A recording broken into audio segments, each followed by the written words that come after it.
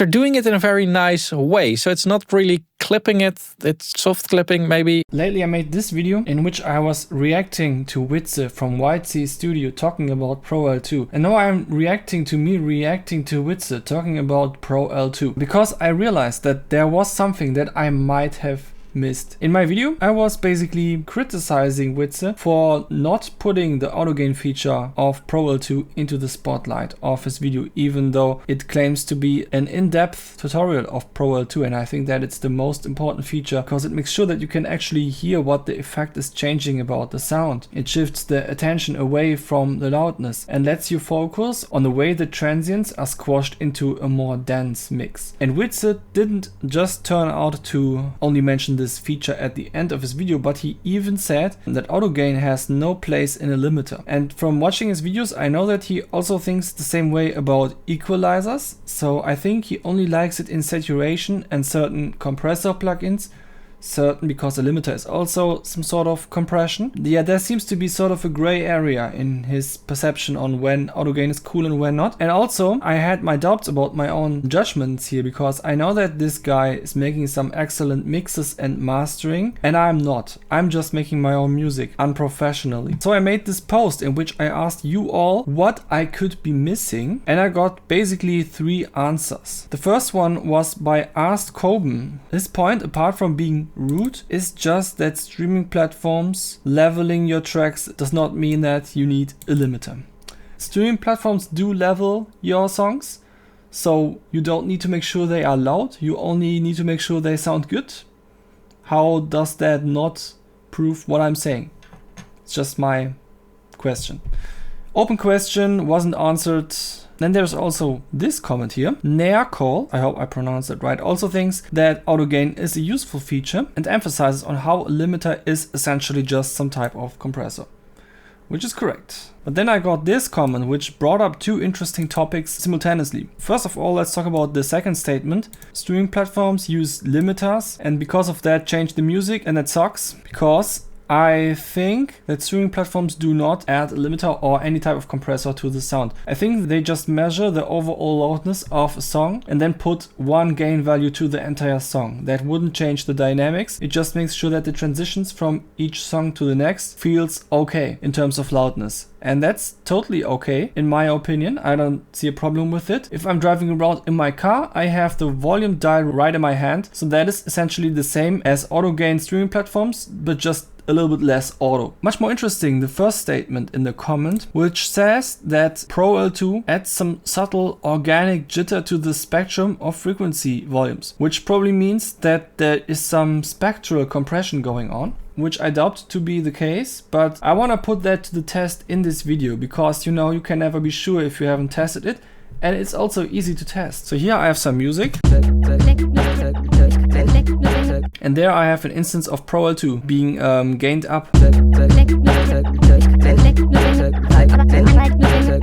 So we see some peak reduction going on. And now, in theory, if there is no other compressor involved when Autogain is N or disabled, I should be able to layer that with another instance of Pro-L2, but polarity flipped. First of all, we test how it sounds when the Pro-L2 instance is doing the completely same thing.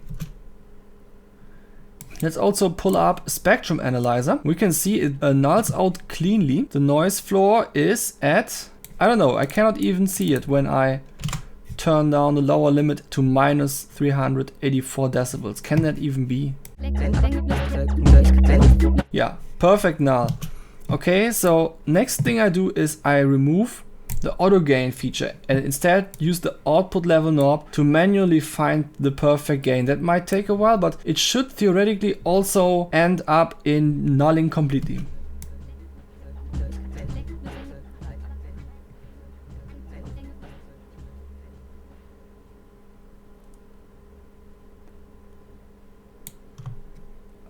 Here I reached a point where I cannot hear the sound anymore, but it doesn't null completely. So what I could do then is I could add another gain plugin and try to move very subtly.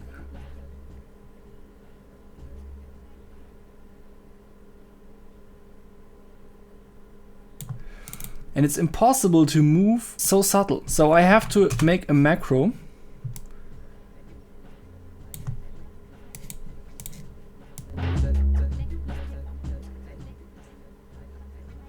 That is a bit like this. And now it moves between minus 0.1 and plus 0.1 or something like that. So theoretically the perfect point should be somewhere on this knob now.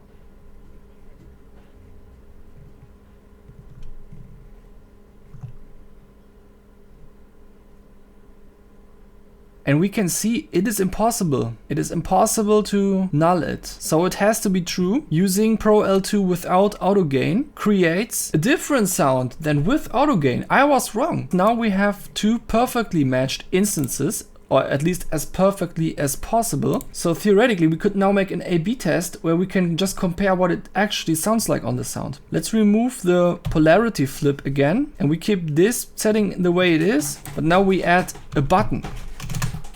And this button modulator now says if it's turned off, then we use the Autogain instance.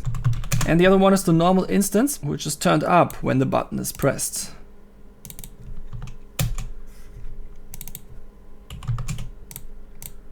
Okay, and this button is now called AG off, because when it's pressed, then AG off is the one we hear. Now let's compare the sound.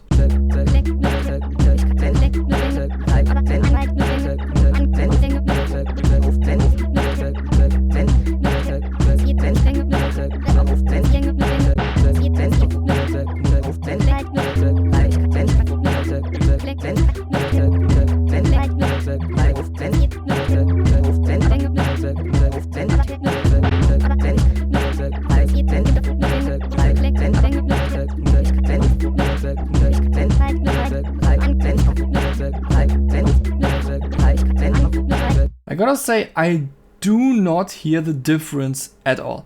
And that makes sense, because when I tried to null test it, I also couldn't hear any signal coming from the noise floor, despite it not being possible to completely null. And you gotta see, I also used a very low noise floor here, minus 384 decibels. I put the polarity flip back in place and now raise the lower limit to find the point where it actually sits.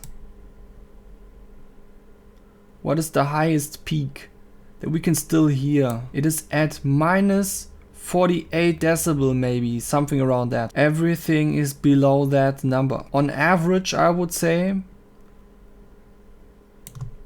almost minus 100 decibels. That is why we can't hear the difference. So there is a difference at around minus 100 decibel on average, and we can't hear it. It's up to you to decide if you think that this matters.